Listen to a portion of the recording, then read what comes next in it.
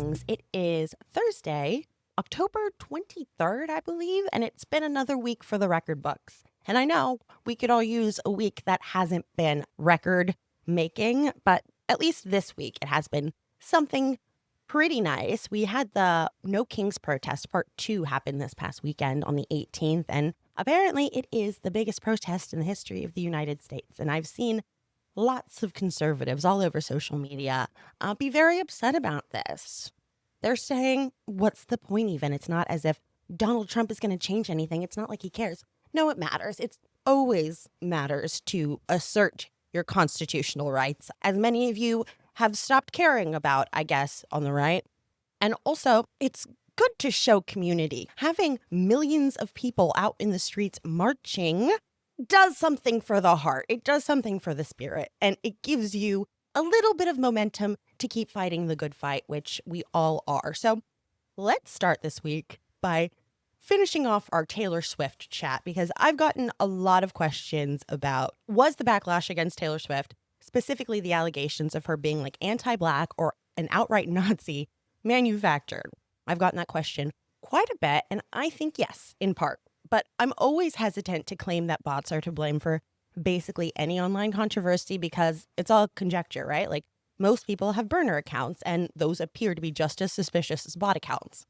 But that said, I have seen some screenshots of people like commenting the exact same phrases, word for word, disparaging the album. So I think it's likely that there has been some manufactured hate, but like, was the idea that Taylor Swift album was full of racist dog whistles seeded by bad faith actors, or did bad faith actors notice the conversation happening and decide to seize the opportunity and like amplify that messaging? I don't know. I really don't. But now people are saying that her merch contains Nazi imagery, claiming that these lightning bolts you see here on this opalite necklace are SS symbols, right? Mind you, when this is worn, the lightning bolts wouldn't even be side by side, right? Not to mention lightning is mentioned in the song Opalite. It's an opalite necklace with lightning bolts because her song Opalite talks about lightning bolts. Crazy, right? But like, there's no universe where I'm going to skip over all of that context and land on Nazi. The necklace is objectively ugly. It's giving Claire's, why can't that be enough? Huh? There was a picture of Taylor Swift circulated where she was standing next to some dude with this like swastika shirt on. And it was taken at Katy Perry's birthday party in 2009. Allegedly, they all had painted white outfits at that party, and the freak decided to paint on a swastika, and Taylor didn't realize what was on his shirt when they took the picture, and she took pictures with a bunch of people that night, so he wasn't particularly memorable. So I'd like to go on a walk down memory lane together, okay? Let's roll it back. We gotta roll back the tapes. Let's run it back to that same year, October of 2009, okay? It was my first semester of college. I was out to a Halloween party with my friends, and we hit a couple frats. I got very drunk, okay? And there's a picture of me out there smiling, dressed as a bumblebee, I believe, no pants on. It was part of the outfit to not have pants, just to be clear. Standing next to a frat boy in blackface, dressed as Little Wayne. My eyes, were they crossed? Were they going in very different directions? Maybe, but I'm still in that picture, standing there with a smile on my face next to some random frat boy with blackface on and a dread wig. How am I going to explain that? And that knowledge has been sitting in the back of my mind, swirling ever since, I don't know, my frontal lobe formed. And I realized, oh, fuck. So this is me outing myself. That was the first thing I thought of when I saw that picture of Taylor and the swastika man, okay? So I can't, in good conscience, pretend like I don't know that picture exists. So, you know, those in glass castles shan't throw stones. And I'm right now in a glass stadium, okay? But to be fair, if like Chad, Brad, Thad, or whatever was smart, he probably had his daddy bury that picture. But regardless, you know, I must be honest. Moving on, why hasn't Taylor Swift addressed this? I would be so deeply disappointed in Miss Taylor Allison Swift if she responded to these allegations. Also, that would mean that Tree Payne is not the shrewd publicist that we all know her to be. First, this hasn't been picked up by any major news outlets, right? So addressing this would only amplify the impact, and that would be very silly. Right now, it's just like chronically online contained chaos. Also, this conversation has not resulted in any material harm to her or anyone other than maybe the Democratic cause, perhaps. Well, I mean, I do recall Taylor Swift saying that she treats her time and attention like a luxury item that just like not anyone can afford. And it's very safe to say that these insufferable leftists simply cannot afford her time and attention. And I stand by that wholeheartedly. Okay? So enough with Taylor Swift. Let's move on to more pressing items like the Purple Revolution. Do I think that the Purple Revolution is real? I think that it requires more than the right is willing to give. I think a Purple Revolution is like a nice thought, but there are base level differences that must be addressed. I'm not going to soften on gay marriage or abortion rights or civil rights. I'm not going to entertain anyone who would fix their mouths to say that Kamala Harris ran a terrible campaign and that she's incompetent or that she didn't have any plans and that Donald Trump was the more coherent, trustworthy choice. And that's why you voted the way you did. For there to be a purple revolution, Trump voters would have to be willing to acknowledge harsh truths, not just sweep whatever poison that caused them to latch onto his lies and his belligerence, just sweep that under the rug, even when they knew there was so much at risk. We can't have community if we do not have a shared epistemic framework, right? There are some basic facts that we all have to agree upon, and this goes for the Never Kamala folks as well as the Trump voters. If a Trump voter is saying, I'm done with this guy because his or her life has gotten worse over the past 9 months, that is not enough for a purple revolution. It's simply not. That person still isn't ready to fact check and verify the lies that they've been fed by Fox News or Newsmax in order to keep them scared and angry. Like that statement Charlie Kirk made about Black pilots. That's a great example of someone adjusting the facts to fit their ideology. Charlie Kirk espoused that because of DEI, if there's a Black pilot, I'm going to be worried if he's qualified.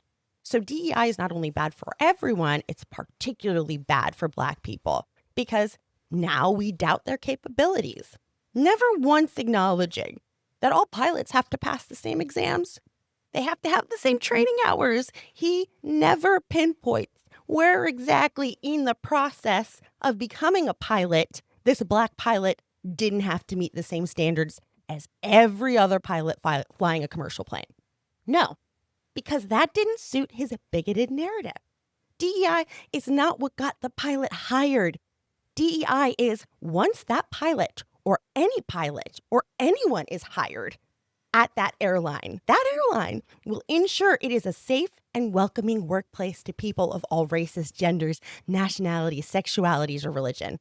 Conservative pundits and politicians distort reality to fit their ideology and use that as a springboard into a culture war, which is one of their favorite tools in their little red toolbox, along with voter suppression at every level.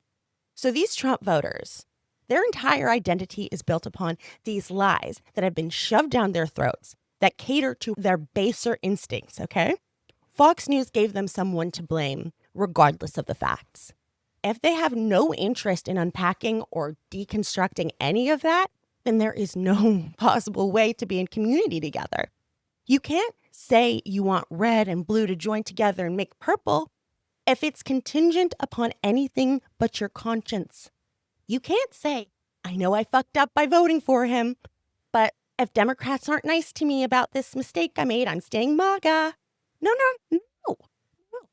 This is something you have to do because you value democracy, because you value the Constitution, and because you care about the dignity of this nation and its people. So you will do what it takes to preserve that. Just do the right thing for the right thing's sake, and the community will follow. That said, Republicans, I do have a proposition for you, and this applies to Democrats as well, so brace yourselves. Most of you know that I've been a political consultant for years. Specifically, I've worked with Democrats trying to help them get elected and with progressive organizations. I asked a few of my colleagues about what they thought about what I'm about to talk to you about, and they didn't say it was wrong, but they recommended that I do not say it. And I'll be honest, that gave me pause. But then I became ashamed of the pause that gave me because I do know that this is the right thing to say. And who knows how it will impact my career broadly speaking, but in terms of what I know will be good for the American people, it feels wrong not to say this. What if we all agreed to vote for the newbie in our respective primaries? I think we've forgotten that we have the power to drain the swamp ourselves with our votes. This would shake every legislator to their core. They're not scared of us, guys. They're playing with all of our money. Fuck red, blue, and purple. Let's talk about the green. I know that so many Republicans voted for Trump because they needed something different. They were sick and tired of the same BS. I get that, okay? So what if all of us together said, fuck the devil we know. Let's see what the one we don't know has to offer. And I'm talking all of us. The important caveat is, okay, if you're actually happy with how you're being represented in Washington and feel like your Congress people are prioritizing making your community better, vote for them. This is only for the people on either side who are tired of the bullshit. Like Republicans, you hate Obamacare, aka the Affordable Care Act, which is the same thing, by the way. In order to replace it, without lots and lots of you dying, that requires a plan from Republicans in Congress, which in the past decade, they have proved that they are incapable of providing. What if these new people actually have a plan? Democrats, what if new people will actually codify our basic civil and human rights? Republicans and Democrats, we all want money out of politics.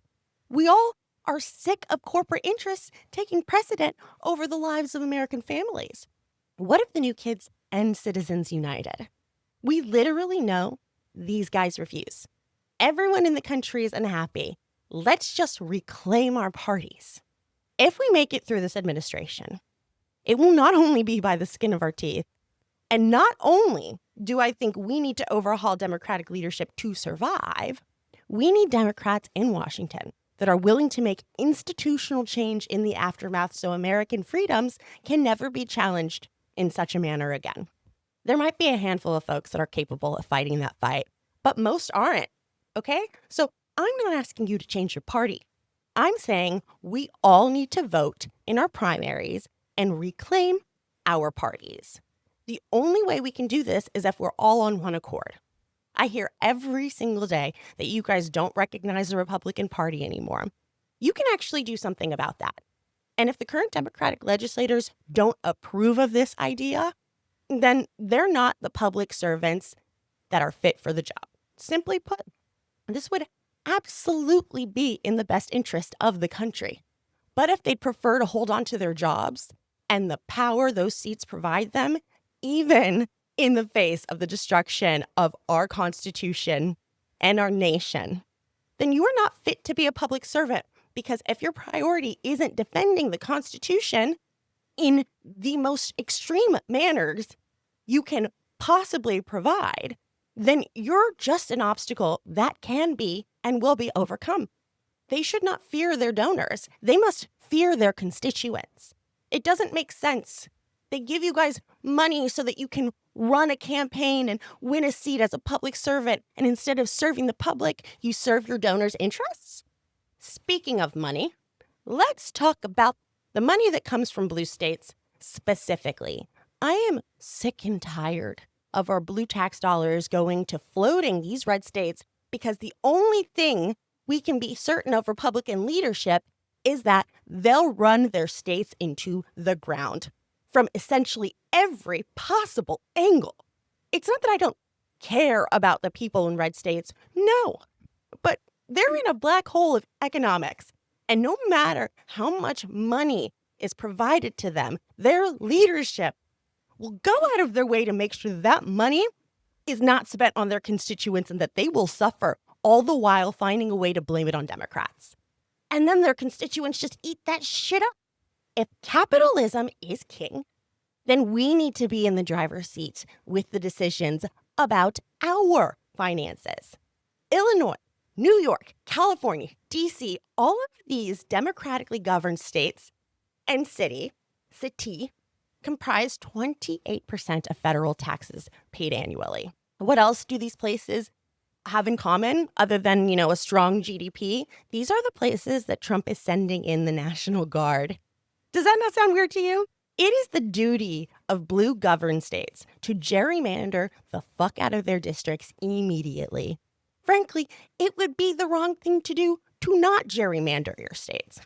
And as you can see, for California's enthusiastic response to Proposition 50, the people approve. Now, in the face of that, North Carolina is going to redraw its already fucked maps to give Republicans more seats to counteract California's efforts. Now is the time to move.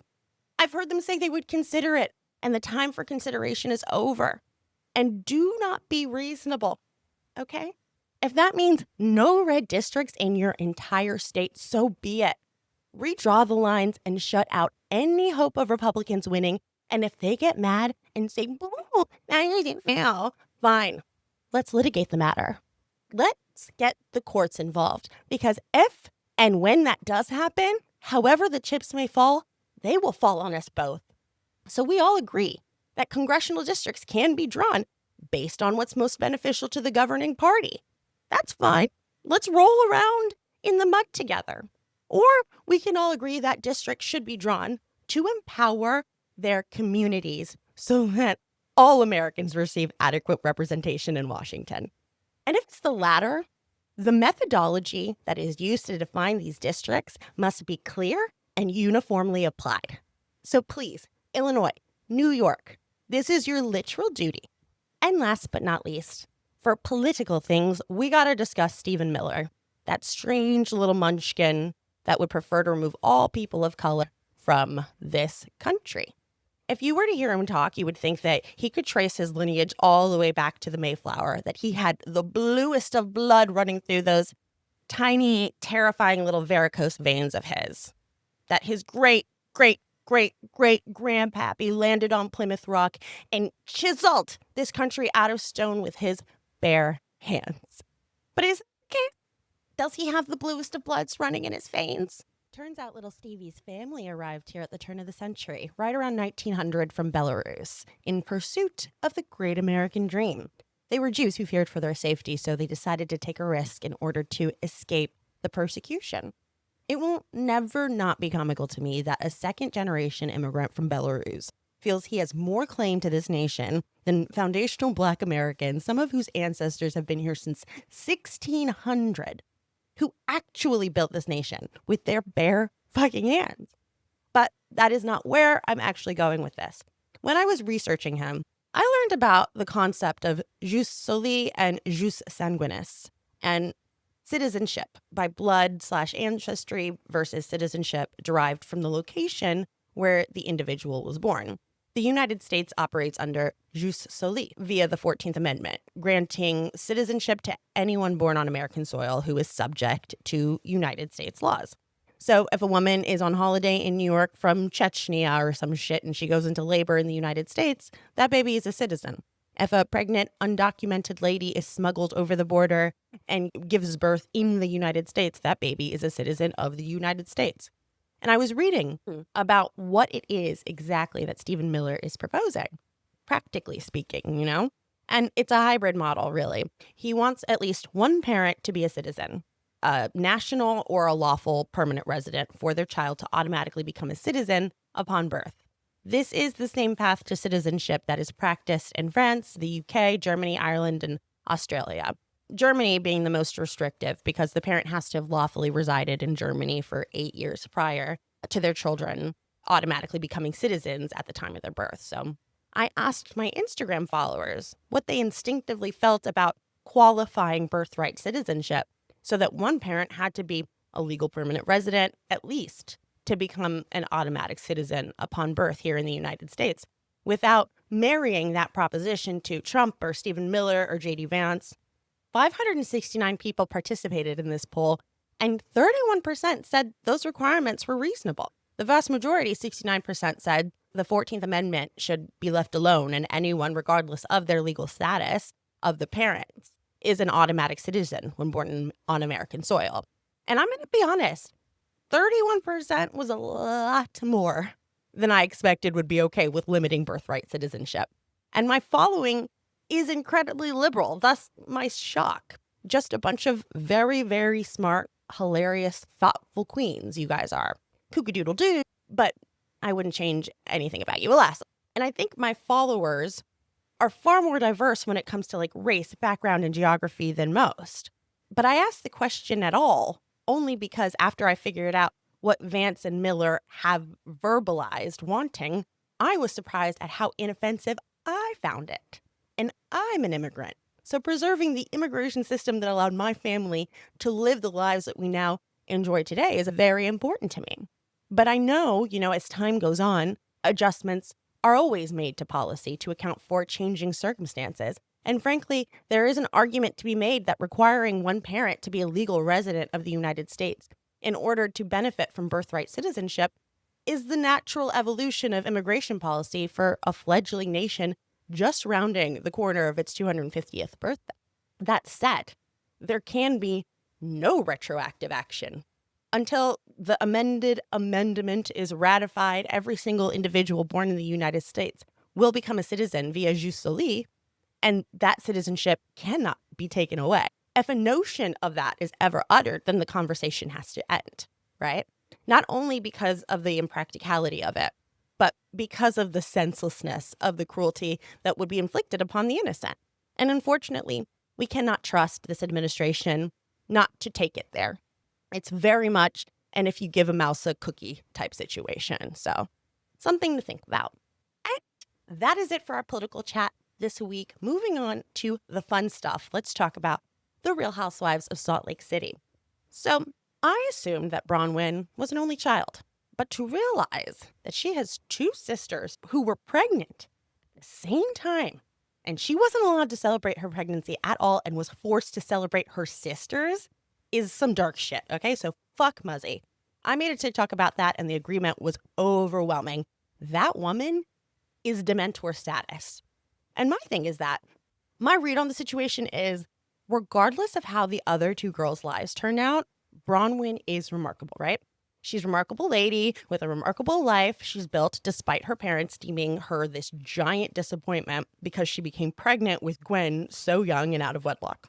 So to affirm that would be admitting that Muzzy didn't know everything and that perhaps how harsh she was with Bronwyn was not in her daughter's best interest and was more of a coping mechanism to deal with how she felt she was being judged by this uptight Mormon community that she valued being a part of. When she reminded her that she wouldn't have gotten through any of her life trauma without Todd, she has no idea what kind of life Bronwyn would have led if she hadn't met Todd. She has to write that story in her brain that he saved her from ultimate ruin, but Bronwyn would have been just fine. To say that Bronwyn dumped Gwen onto her mother, Muzzy, and she only watched her because she didn't want Gwen going into foster care, as if it was ever on the table.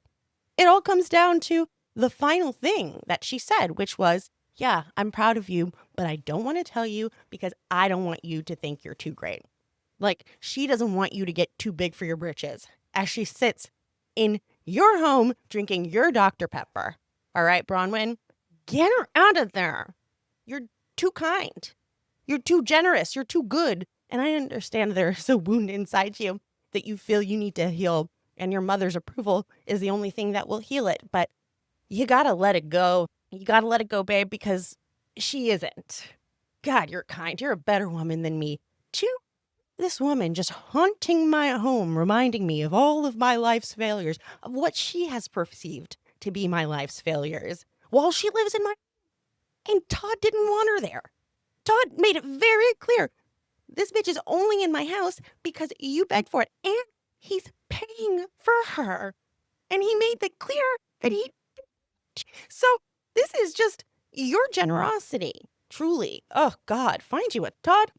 And I'm saying this because a lot of women have left this comment on my videos talking about Bronwyn and Todd, is that Todd gives autistic. So he might not be able to verbalize things very well. He might be gruff at moments, but like there's a deep, loving passion burning within him for Bronwyn and Gwen. And the whole Gwen thing, the Gwen and Todd thing, will always really get to me. I think that there's something so beautiful about melding a family and creating one where things aren't typical, where people have to go out of their way to be kind and open their hearts. And sometimes, the nuclear family where people were together from the jump, they have their 2.5 kids. That's not how it has to be.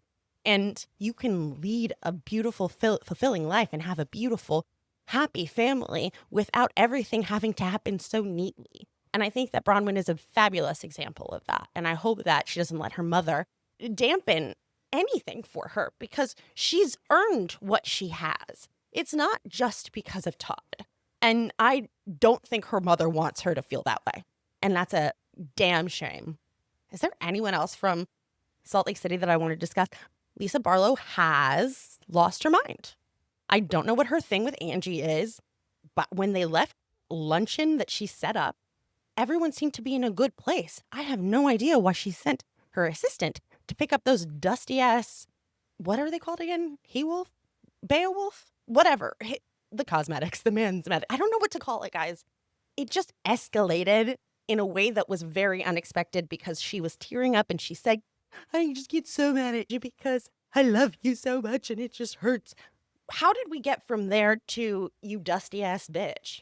I don't know. It kind of feels like, ooh, Lisa took a step back after that crazy ass luncheon and said, wait, did I just fix things with everyone? Am I not beefing with anyone right now? This is not good for my storyline. She looked at her options and she was like, Angie, I'm going for Angie. I'm sparking this back up because I do need a storyline. And I don't know. Lisa's gonna Lisa. Whitney is the worst. Brittany is embarrassing. Ugh, you know what? The one redeeming moment for Whitney this entire season so far, or actually, perhaps through her entire time on The Real Housewives of Salt Lake City, was when she looked at Brittany and she said, so you're telling me that your daughter has given you instructions on how to revive your relationship, and that's just like to be apart from this man for a month, and you're not doing that? And I could tell when Whitney was looking at her, she had her arms on her hands on Brittany's shoulders, and she was going, it's making me feel a type of way that you're not willing to be single for 30 days in order to revive your relationship with your daughter. And she was like, do you understand that this is something you have to do? And when Brittany was nodding her head, she wasn't internalizing that. She had no intention of following through with that. Because tell me why at that disastrous dinner, when Whitney told Brittany that Donnie and Marie had come over and talked to her husband, Justin, about how he thought Brittany might be a gold digger, that's when Brittany cried. You don't cry over your estranged relationship with your daughter, but the second that Mr. Osment implies that he might be your sugar daddy, that gets you to weep. Her priorities are completely fucked. And obviously Donnie and Marie doesn't love her. He was asked point blank by the stooges, all the husbands, and he was like, he's not in love. And I hope she watches that and understands, but something is telling me she doesn't care. She's a pygmy. She wants that man to pick her above all else. They're working to get back to an engagement. Believe me, that doesn't work. We can talk about that some other time. Next, Real Housewives of Orange County. I find it physically painful to look at Gretchen Rossi for too long. I have a hard time paying direct attention to her. Everything about her is offensive to my eyes. The hair, the outfit, the makeup, everything. She doesn't look like a real person, especially that one confessional look where she's wearing the pink dress with the bows and the cutouts, and then she has her hair like, the bigger the hair, the closer to God, apparently. And it's like a bouffant with a headband. It's childlike. It's like a child hooker. It is toddlers and tiaras. She looks like toddlers and tiaras, but adult sized. And it's jarring, to say the least. What else? Her running through that party, chasing Tamara down, screaming at her was incredibly trashy. I can't with her. This past episode, they went to Amsterdam, and I cannot believe that Katie wasn't allowed to go on this trip. The excommunication is wild, and I understand that this is not the first time that an OC newcomer that happens to be a minority did not mesh well with the group. And I completely agree the behavior around Katie is so fucking extra and exaggerated and absurd. But I do have to remind you, there is a huge difference between Katie and Noella. Noella was batshit crazy. She was an actual liability. But you know what I have realized reflecting back on her is that the thing that every newcomer has in common is they have a hard on for Heather. And that really just solidifies her position as the housewife that legitimizes the whole operation.